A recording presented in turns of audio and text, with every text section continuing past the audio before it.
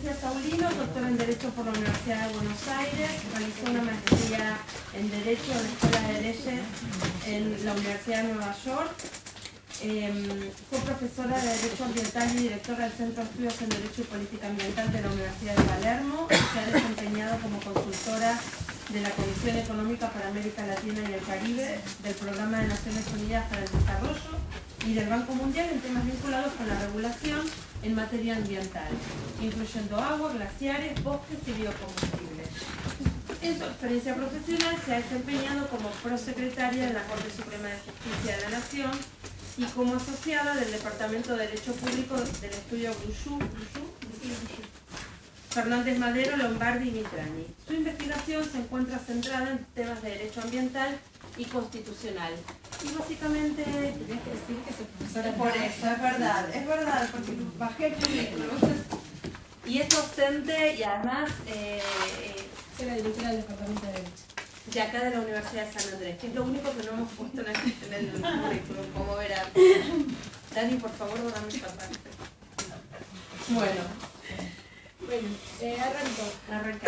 La idea es contarles un poco cómo funcionan o qué son las clínicas jurídicas y por qué empezamos a usar clínicas jurídicas como una forma de acercar a los estudiantes a la práctica profesional. O sea, Derecho es una carrera eminentemente profesional, más allá que algunos de nosotros nos dediquemos después al académico. Y uno de los principales desafíos que tenemos en la formación de abogados es fomentar o desarrollar habilidades para la práctica.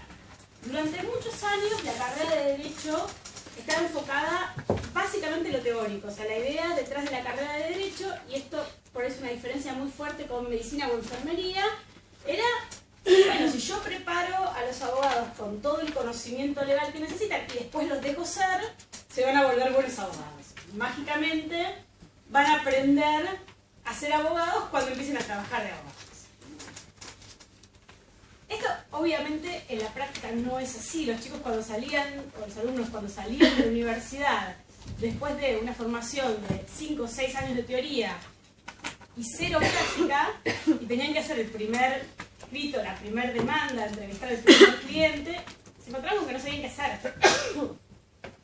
Entonces, en Estados Unidos, que es donde primero surge el modelo de clínicas jurídicas, que ya es un modelo que se empezó a pensar en los 30, pero se implementó efectivamente en los 60-70, la idea de armar una clínica, y por eso lo llaman clínica, fue una idea copiada de los médicos. O sea, se dieron cuenta que estaban graduando abogados que no sabían ser abogados, sabían de leyes, que no sabían ser abogados, y copiaron el modelo de los médicos, esta idea de práctica profesional, seminario, que nosotros llamamos seminarios, que los médicos a veces llaman Ateneo, y la idea de, bueno, usted practique, pero no va a practicar solo, va a haber alguien que lo va a supervisar. En Argentina esta idea es más extraña, no es más ajena a las universidades más grandes, lo que incorporaron como forma de acercar al estudiante a la práctica es una especie de pasantía, o en el caso, por ejemplo, de la UBA, funciona como el práctico, lo que se hace en realidad es trabajo pro bono para clientes que no pueden pagar un abogado, pero sin una estructura pedagógica que acompañe ese trabajo pro bono. Entonces, básicamente, ¿qué es lo que tratamos de hacer con una clínica jurídica? La idea es que, por un lado, el alumno puede interactuar con un cliente y llevar un caso real, lo cual para ellos es como la primera, para muchos de ellos es la primera experiencia en acercarse al ejercicio profesional y al ser abogados, y eso obviamente les despierta un montón de cuestiones y les estimula mucho involucrarse en el trabajo de la clínica. Pero a diferencia de otras formas de práctica, de práctica como las pasantías y los talleres, toda la organización de la clínica tiene atrás un objetivo pedagógico y está pensada para que el alumno desarrolle determinadas habilidades. En una pasantía muy probablemente lo que hace el alumno es trabajar para un abogado. En el mejor de los casos ve lo que hace el abogado y con alguna suerte el abogado le deje hacer alguna pequeña parte del escrito o lo deje formular alguna pregunta en la entrevista al cliente, pero es más observar sin pensar demasiado en lo que uno está haciendo. Entonces, el alumno se encuentra en una situación en la cual está con un abogado, ve lo que el abogado hace, si logra pensar sobre el proceso que está observando, probablemente se llega a algunas herramientas, pero no está pensado en función del desarrollo profesional de ese individuo. Está pensado en función de la comodidad, practicidad o el trabajo que el abogado al que está siguiendo tiene que hacer. Entonces, no hay un objetivo de que el alumno, por ejemplo, vea un caso desde que empieza hasta que termine, que haga todas las etapas del caso, que pueda hacer un seguimiento, que entienda lo que está pasando, sino que por ahí, los casos, probablemente si alguna vez interactuaron con el sistema legal saben, duran años, 10 años. Entonces, uno está en la práctica profesional siguiendo un abogado más senior y por ahí ve, durante los 4 meses de su pasantía, la prueba, pero no vio ni la demanda, ni la contestación, ni los alegatos, ni nada más. O sea, es como que ve una pequeña partecita sesgada del caso y nada más. Y también tiene diferencias importantes con la idea de taller. Nosotros en la carrera de Derecho en San Andrés tenemos talleres desde el primer año que tratan de acompañar el desarrollo de habilidades. Pero en estos talleres no hay clientes. Entonces, es todo simulacro. El alumno obviamente desarrolla habilidades mucho mejor que en una clase magistral, pero no llega a tener la interacción con el cliente. Entonces, una parte de la experiencia real o de la posible variabilidad que se le presenta cuando está en frente de un caso real con un cliente real, no existe. Entonces, este sería como el último paso en el desarrollo de habilidades, que lo que trata de hacer es mezclar objetivos pedagógicos claros, pensados para el desarrollo de habilidades puntuales de los alumnos, pero con un poco más de acercamiento a la realidad, o sea, con un cliente que es una persona de carne y hueso que tiene un problema y que hay que darle una solución a ese problema. Los casos que elegimos, y esto creo que, o sea, si bien las clínicas jurídicas son lo que nosotros llamamos trabajo pro bono, o sea, busca clientes que no pueden pagar un abogado y que entonces necesitan la representación legal de la clínica. Nosotros por restricciones del Colegio de Abogados no podríamos tomar casos de personas que puedan pagar un abogado. Y eso es una restricción fuerte para practicar en determinadas áreas como el derecho comercial, donde siempre el cliente puede pagar un abogado. Es muy difícil hacer clínicas jurídicas en temas donde el cliente tiene fondo para pagar un abogado porque el Colegio de Abogados lo considera práctica desleal. Pero básicamente, o sea, hay dos formas en las que una clínica puede tomar casos. Una es la gente que llegue, y esta idea de la gente que llega lo que implica es que el alumno muy probablemente no ve todo el caso completo. Y la otra, que es la que nosotros elegimos en San Andrés, es elegir un caso que se puede empezar y terminar en el tiempo en el que el alumno está en la clínica. Entonces, elegimos un caso que empiece y termina en 6 meses o 1 año, dependiendo del tipo de clínica que tengamos. Y además hay, detrás de toda la forma en la que organizamos el trabajo de la clínica y en la que pensamos la clínica, una idea de formar abogados que puedan reflexionar sobre su práctica. Entonces, para eso, esta es básicamente cómo organizamos el curso. Tenemos por un lado lo que sería la interacción con el cliente y el desarrollo del caso. Pero esa interacción con el cliente y ese desarrollo del caso no se da en el vacío, sino que tenemos un seminario que acompaña esa práctica. Entonces, básicamente lo que hacemos en el seminario es que cada grupo, también trabajamos en grupos de 2 o 3 estudiantes, todas las clases empezamos con la presentación del caso y los problemas que ese caso enfrenta en esa semana. Que es muy parecido a lo que hacen los médicos con las rondas. Si ustedes vieron alguna serie de médicos, los médicos tienen rondas en la cual presentan al paciente, al resto. Esto nos ayuda mucho a encontrar una forma de relatar de forma ordenada el caso, o sea, presentar el caso de forma ordenada, presentar los avances e ir identificando los problemas que tiene ese caso. Finalmente después lo que hacemos es que el resto del grupo haga sugerencias, aportes, preguntas sobre el paso que está dando ese grupo. Y esto nos ayuda porque cuando elegimos los casos, lo que tendremos que hacer es elegir casos diferentes. Entonces tenemos 4 o 5 grupos, cada grupo por ahí trabaja en un tipo de problema legal o en un tipo de habilidad diferente. Entonces, algunos presentan escritos ante la Corte Interamericana, otros están trabajando en la Corte Argentina, un tercero está haciendo una opinión legal para una ONG. Entonces todos tienen experiencias diferentes y esta puesta en común y esta discusión de las experiencias diferentes les da la posibilidad de aprender de las experiencias de los otros y extrapolar herramientas que tal vez en su caso puntual no tienen que usar, pero aprenden de discutir con los demás.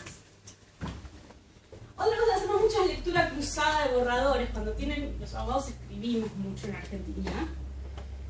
Generalmente lo que hacemos en vez de corregir nosotros, o los profesores que estamos supervisando el trabajo, los borradores los circulamos para que ellos se corrijan entre ellos. Entonces, se dan cuenta de que lo que escribieron no lo entiende alguien más cuando alguien se los lee y le dice, yo no entiendo lo que quisiste decir acá.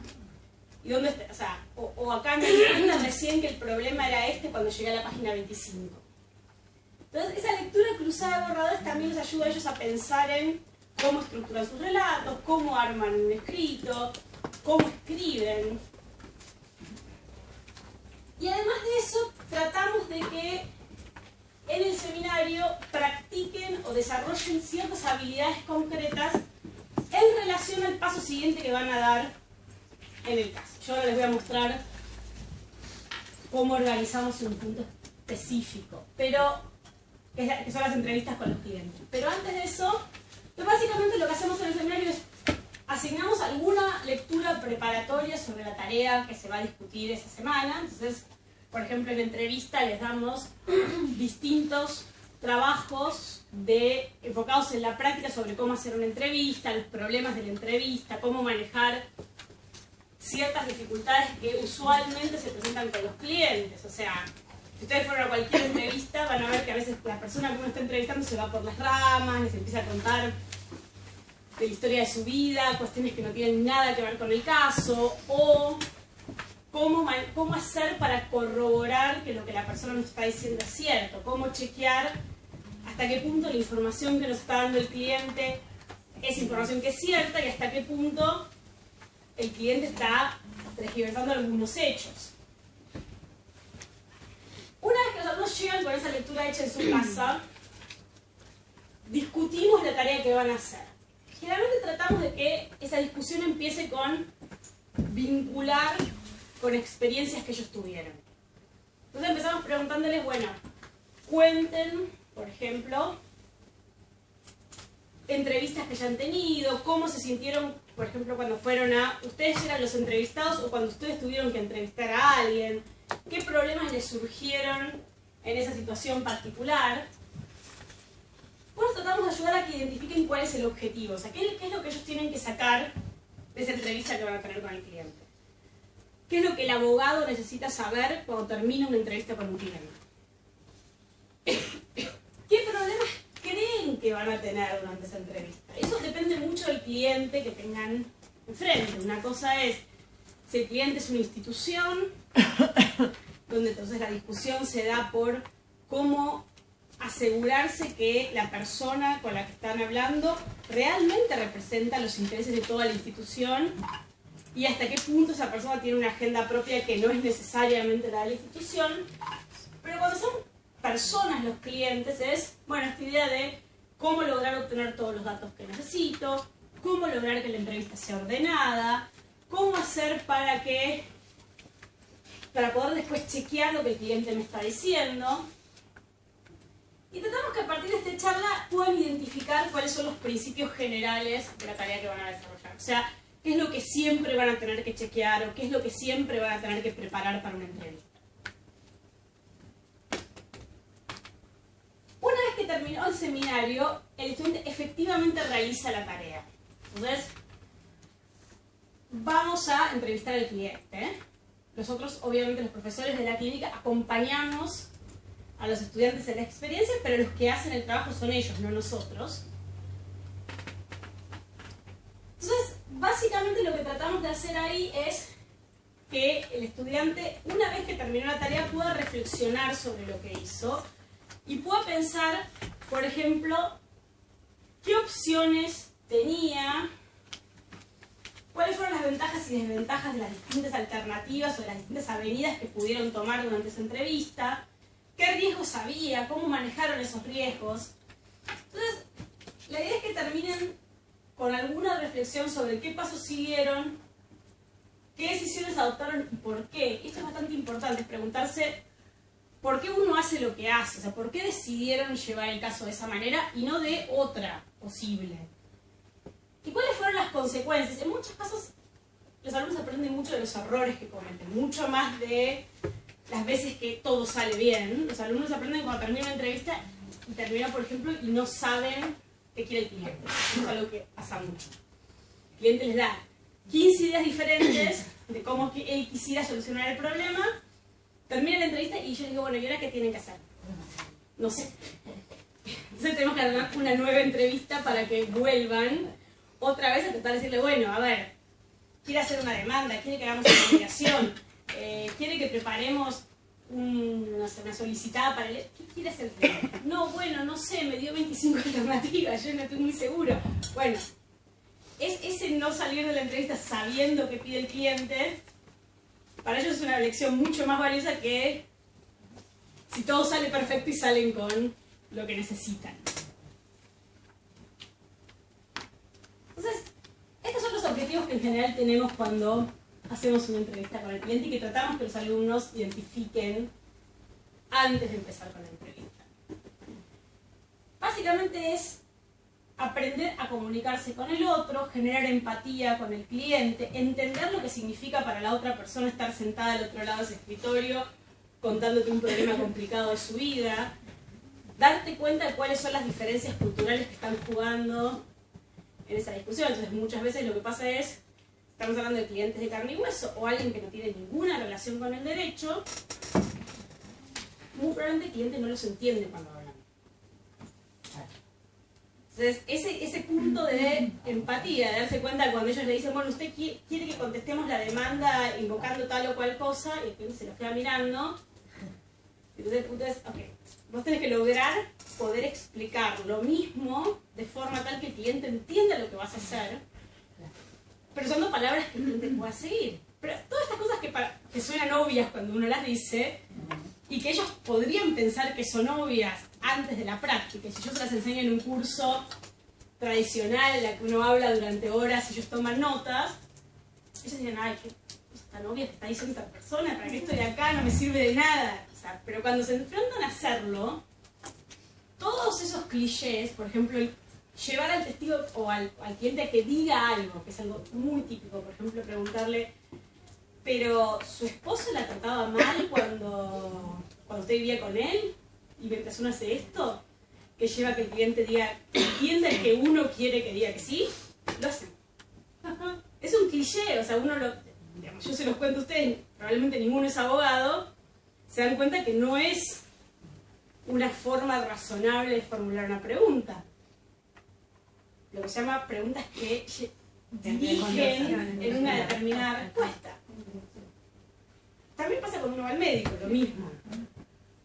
Pero, digamos, entender que uno tiene ese tic, porque uno está buscando algo en esa entrevista, una respuesta en esa entrevista, y poder controlarlo. O sea, la pregunta que uno tiene que hacer es cuál es su relación con su marido, y que la persona cuente, y no decirle, ¿su marido la maltrata? ¿Le gritó alguna vez? ¿Cuántas veces por semana le grita? Cuando yo le pregunto cuántas veces por semana le grita, estoy asumiendo que ya le está gritando. O sea, no llegué a la parte en la cual dejé que la persona me cuente lo que le pasa. Lo que le pasa y los datos que a mí me sirven. Si yo lo llevo a mi cliente que diga algo, ese cliente tal vez me contesta que sí, porque cree que es lo que yo estoy esperando escuchar, lo que va a pasar después es que cuando yo lleve el caso a tribunales me voy a encontrar con que va a haber un par de testigos y decir, no, sí, marido. O sea, la mujer era divina y lo trataba súper bien. Y yo voy a tener un problema. Entonces, bueno, básicamente tratamos de que ellos identifiquen qué es lo que tienen que hacer y cuál es el objetivo detrás de lo que hacen. Una cosa que usamos mucho en algunos escenarios para que tengan una posibilidad de práctica previa a interacción directa con el cliente es roleplay. Muchas veces los hacemos practicar entre ellos la entrevista antes de que la entrevista suceda. Entonces, por ejemplo, en el caso de la entrevista con el cliente, la clase anterior los dividimos en dos mitades, les repartimos un caso ficticio con hechos. Entonces cuentan los hechos, shock agua ambiental, entonces los hechos en general es, por ejemplo, un pueblito contaminado por una minera. Hay todo un relato de las cosas que se saben del caso. Y después los dividimos en mitades. Unos van a ser de abogados o de estudiantes de la clínica y otros van a ser de el cliente o la persona que va a pedir ayuda legal. Y entonces lo que hacemos ahí es les decimos, bueno, cada uno tiene una cantidad de datos distintos del caso y los abogados van a hacer la entrevista con la idea de conseguir la información que necesitan para desarrollar el caso. Y el cliente tiene algunas restricciones que ellos no esperan, por ejemplo, menos tiempo. Ellos planean una entrevista de media hora, el cliente llega y dice, me tengo que ir en 15 minutos. Que es algo que puede pasar.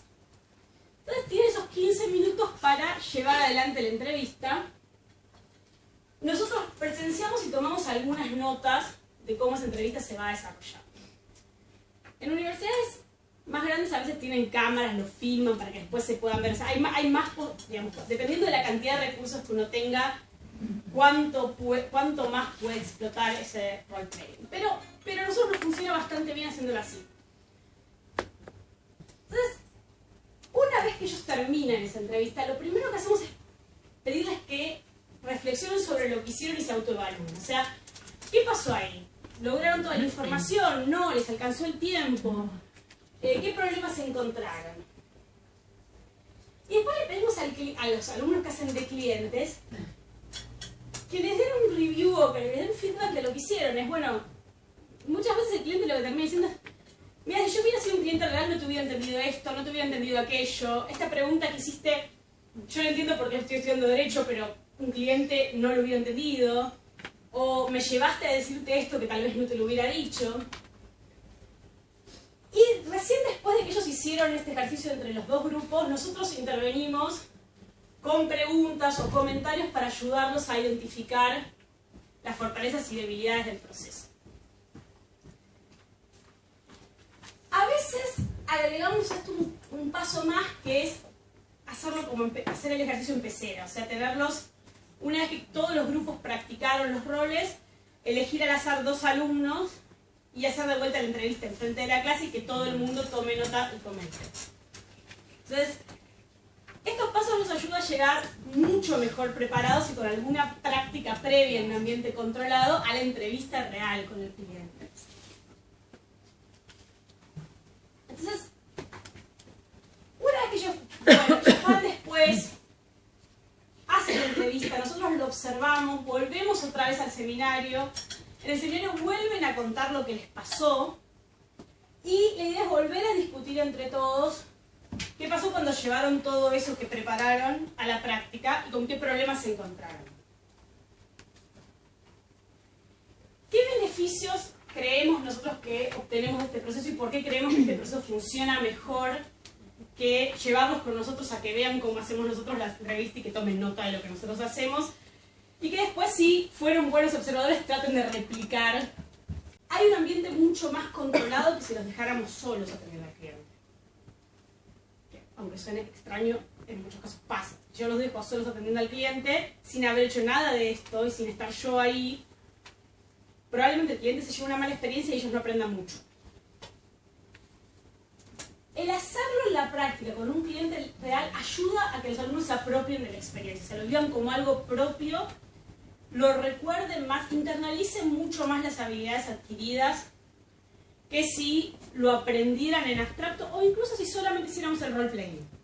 Los nervios del lugar, la adrenalina, el estar en una situación en la cual ellos no digamos, el cliente es real, es una persona que tiene necesidades y ellos tienen que hacerse cargo de eso, es mucho más fructífero que el role-playing solo, o ni que hablar de una clase sobre cómo hacer una entrevista en la que ellos toman nota.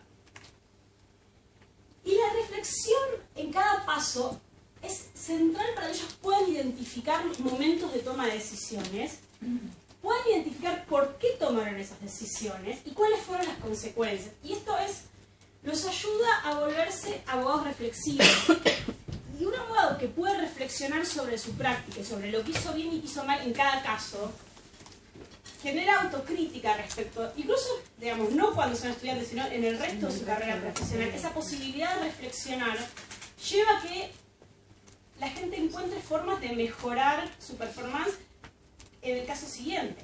Si ustedes hacen todo y ni siquiera paran un segundo para pensar por qué lo hicieron o por qué no lo hicieron, al final del día aprendieron mucho menos de ese caso, que es si se toman los momentos o los espacios para tratar de pensar qué salió bien, qué salió mal, por qué decidí esto, qué hice, qué condicionantes tenía para tomar la decisión que tomé. Yo creo que el modelo de clínica jurídica funciona muy bien y es una muy buena forma de formar mejores profesionales para el ejercicio de la práctica.